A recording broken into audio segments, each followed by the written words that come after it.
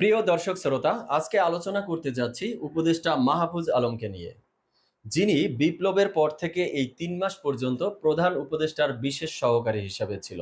হঠাৎ করেই তাকে উপদেষ্টা বানিয়ে দেওয়া হলো। তো এটি নিয়ে একটি গুঞ্জন রয়েছে যে হঠাৎ করে কেন তাকে প্রধান উপদেষ্টার দপ্তর থেকে সরিয়ে অন্য দপ্তরে পাঠানো হচ্ছে। এই বিষয়টি নিয়ে আমি আজকে আলোচনা করতে যাচ্ছি না। আমি আজকে আলোচনা করতে যাচ্ছি প্রধান উপদেষ্টা যাকে এই আন্দোলনের মাস্টারমাইন্ড উপাধি দিয়েছিল, সেই মাহফুজ আলম বঙ্গভবনের দরবার হল থেকে শেখ মুজিবুর রহমানের ছবিটি সরিয়ে ফেলেছে। এরপরে আরো ৩টি উপদেষ্টার দপ্তর থেকে বঙ্গবন্ধু শেখ মুজিবুর রহমানের ছবিকে সরিয়ে ফেলা হয়েছে। তো এই ঘটনাটি তো ঘটেছে ২-৩ দিন আগে, তাহলে আমি আজকে কেন আলোচনা করতে যাচ্ছি, চলুন এভিডেন্স সহকারে দেখা যাক। আজকে এই মাহফুজ আলম একটি স্টেটমেন্ট দিয়েছে। সেখানে তিনি বলেছেন, মুজিববাদী রাজনীতি ও শেখ পরিবারের বন্দনা বন্ধ করা উচিত। এর দ্বারা আসলে তিনি কি বোঝাতে চেয়েছে? মুজিববাদী রাজনীতি মানে হলো আওয়ামী লীগের রাজনীতি বন্ধ করা উচিত। তো বন্ধটি আপনারা কিভাবে করবেন? কারণ আপনারা তো শুরুতে ছাত্রলীগকে নিষিদ্ধ করলেন, এরপরে আবার বললেন যে ঢাকা ইউনিভার্সিটির পরিসংখ্যান অনুযায়ী এখানে 80% ছাত্রলীগ নির্দোষ, তারা ফেরেস্তা। এরপরে আপনারা আওয়ামী লীগের রাজনৈতিক কার্যক্রমের উপরে নিষেধাজ্ঞা চেয়ে একটি রিট করলেন, সেখান থেকেও আপনারা সরে আসলেন, সেখান থেকে সেটিকে আপনারা উইথড্র করে নিলেন। এরপরে বললেন যে আওয়ামী লীগকে নিষিদ্ধ করার বিষয়টি পলিটিক্যাল পার্টির সাথে আলোচনা করে ডিসিশন নেওয়া হবে। তো পলিটিক্যাল পার্টি হিসাবে বিএনপি, জামাত যারা এখন রাজপথে আছে, তারা তো স্ট্রেট ফরওয়ার্ড বলেই দিয়েছে যে এভাবে কোনো দলের উপরে নিষেধাজ্ঞা আরোপ করার পক্ষে তারা না। তাহলে আপনারা এখন কিভাবে আওয়ামী লীগের রাজনীতিকে নিষিদ্ধ করবেন, সেটি এখন দেখার বিষয়। তো এখন বিষয় হলো, হঠাৎ করে কেন এই মাহফুজ আলম বঙ্গভবনের দরবার হল থেকে তড়িঘড়ি করে শেখ মুজিবুর রহমানের ছবিটি নামিয়ে ফেললো? এমন কি তারা তার ছিল? বিপ্লবের পরে ৩ মাস হয়ে গেল, নামাতে পারলো না। তো যেদিন তিনি শপথ গ্রহণ করলেন, শপথের পরেই তাকে কেন নামাতে হলো? এটি তিনি শপথ গ্রহণ করেছেন 10 নভেম্বর সন্ধ্যা 7টায়। এরপরেই ছবিটি নামানো হয়েছে। ওই 10 নভেম্বরই ছাত্র সমন্বয়করা ছিল রাজপথে আওয়ামী লীগকে প্রতিহত করার লক্ষ্যে। আওয়ামী লীগ ঢাকার 0 পয়েন্টে একটি প্রোগ্রাম চেয়েছিল, সেটিকে প্রতিহত করার জন্য সমন্বয়করা সেখানে ব্যস্ত ছিল। তারপরে সন্ধ্যাবেলা যখন তারা নিউজ পেল যে বঙ্গভবনে শপথ পড়ানো হচ্ছে ৩ জনকে, তখন হাসনাত আবদুল্লাহ একটি পোস্ট দিয়েছিল ফেসবুকে, আমরা সারাদিন লীগ তাড়াবো আর বলবো মুজিববাদ মুর্দাবাদ, আর তারা মুজিবের ছবি পিছনে টাঙিয়ে করে শপথ পাঠ। এটি দিয়ে কি বোঝানো হচ্ছে? বোঝানো হচ্ছে যে ছাত্র সমন্বয়করা যারা মাঠে রয়েছে আর তাদের একটি টিম যারা সরকারের বডিতে রয়েছে, তাদের ভিতরে অনেকটা দূরত্ব তৈরি হচ্ছে, তাই তারা এভাবে হিট করে একে অপরকে কথা বলছে।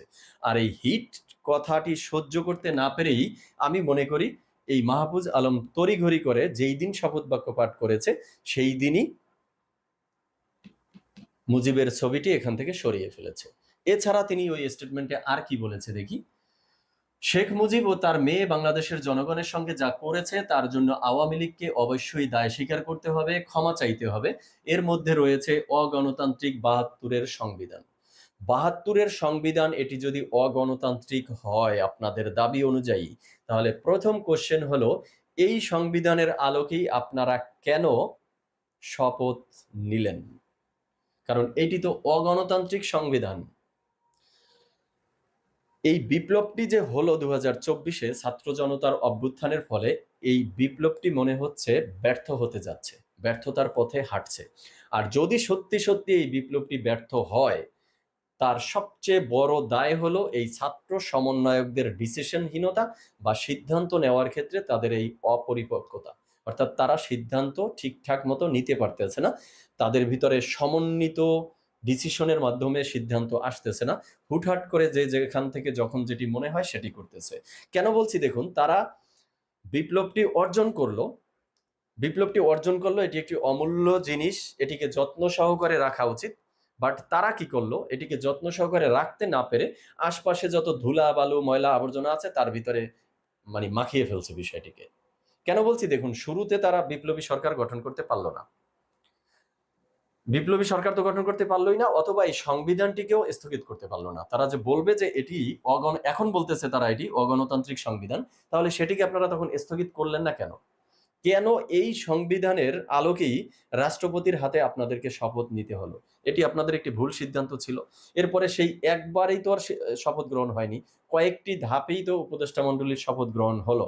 কিন্তু এই সব কয়টি ধাপেই তো আপনারা এই সংবিধানের আলোকেই সামনের দিকে এগিয়ে গেলেন। তাহলে একদিকে বলতেছেন এটি অগণতান্ত্রিক, আর একদিকে সেটির ভিতরেই আপনারা মানে একদম মাখামাখি করে ফেলছেন।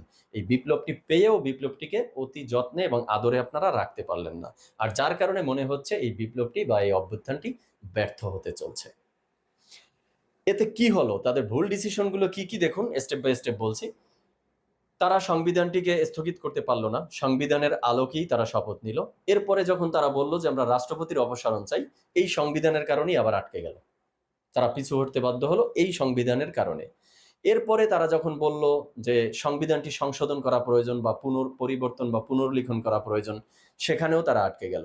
এরপরে এই যে বঙ্গবন্ধুর ছবি সরাবে কি সরাবে না, এখানে এসেও এখন সেই সংবিধানের সাথেই তাদের কন্ট্রাডিকশন তৈরি হয়ে গেল।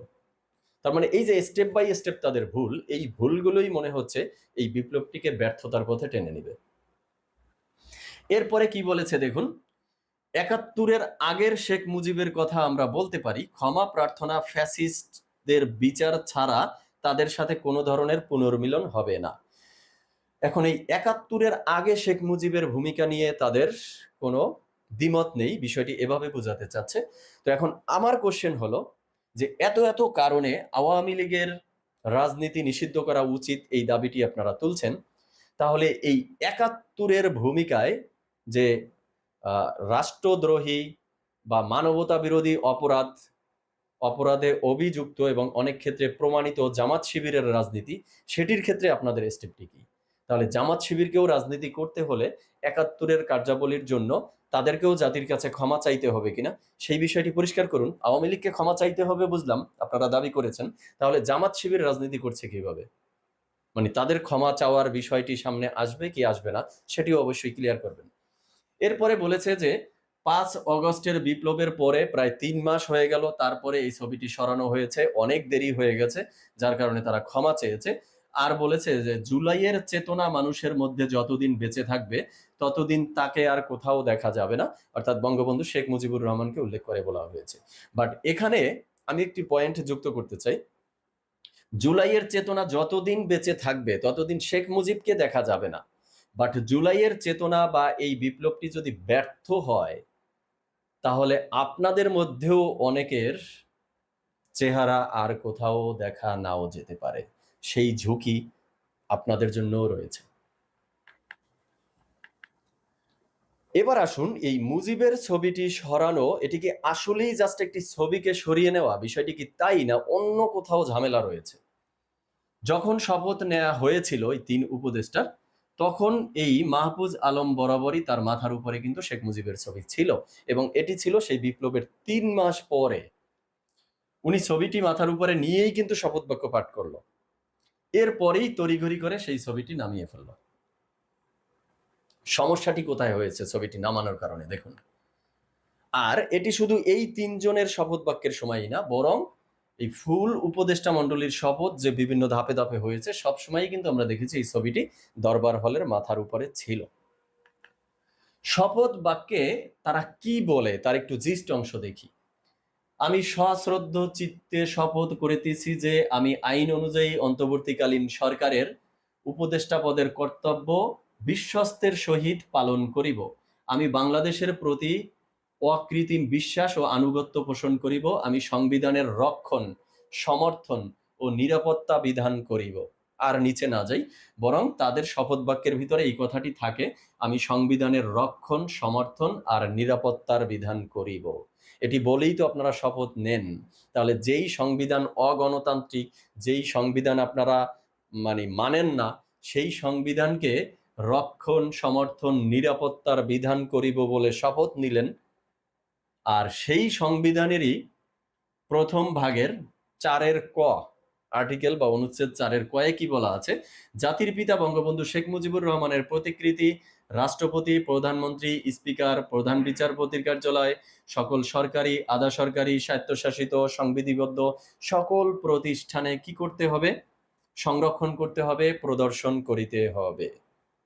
তাহলে আপনারা আসলে মানে সবকিছু এলোমেলো করে ফেলছেন কোন জায়গায় জানেন? যে আপনারা সংবিধান মানেন না, সেই সংবিধানের রক্ষণ, সমর্থন, নিরাপত্তার কথা বলে শপথ নেন, আবার সেই শপথ ভঙ্গ করে আপনারা সংবিধান বিরোধী কাজ করেন।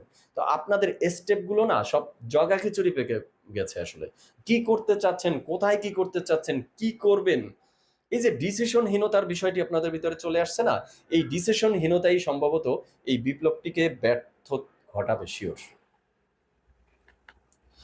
আর যদি এই বিপ্লবটি ব্যর্থ হয়, তাহলে আমার কোশ্চেন হলো, এই বিপ্লব ঘটানোর লক্ষ্যে যে 2000-এর মতো মানুষ তাদের জীবন দিয়ে দিল, অর্ধ লক্ষ মানুষ রক্ত দিল, আহত হলো, অনেকে অঙ্গহানি হলো, পঙ্গুত্ব বরণ করলো, তো এদের তো আপনাদের মতো উপদেষ্টা বা মন্ত্রী হওয়ার বা রাজনীতি করার ইচ্ছা ছিল না সবার।